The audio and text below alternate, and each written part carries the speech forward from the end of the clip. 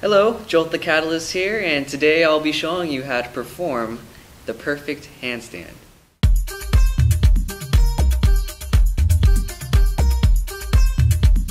First, you'll need to find a wall.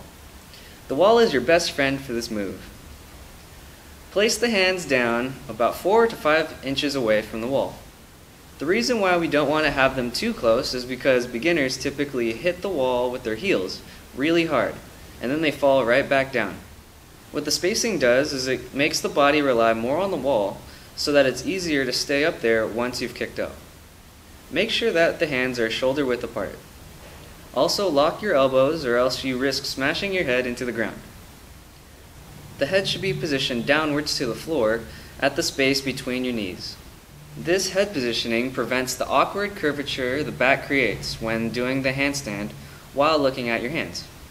A weird looking handstand is not what we want, so keep your head tucked. Raise one leg from the squatted position and bend it so that the heel is close to the butt cheek.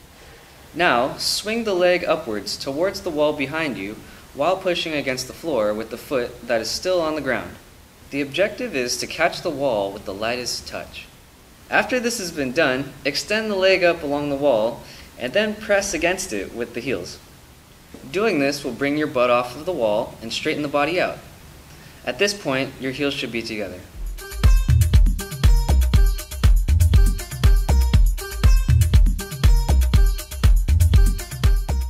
After you've done enough conditioning, you will soon be comfortable enough to try without the wall. When you press against the ground, focus on pushing super hard with your pinky. The rest of the fingers will naturally follow. It's also normal to see gaps between the areas underneath the fingers when you press against the floor.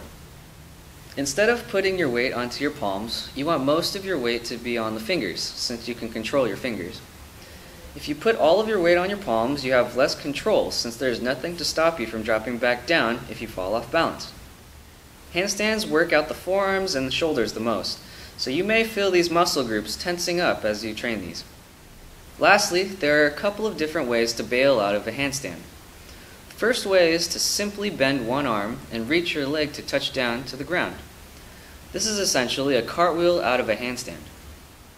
If your toe touch stretch is good enough, you can just bend at the hip and place the foot down in front of you. This is probably the easiest method, but it can be harder to do if you're not flexible. The final technique is to do a front roll. This takes more control and arm strength since you need to tuck your head and then guide your body down gently. The goal is to roll smoothly to avoid injury. Remember, the primary goal with the handstand is to be able to stand in one spot for an extended period of time. Thanks for watching today's tutorial. If you found it helpful, please like, comment, or subscribe. And also please leave a comment if you have any suggestions for future tutorials, topics, or moves. And as always, please tune in next time for Jolt TV. Good. Yes! Oh my god, dude!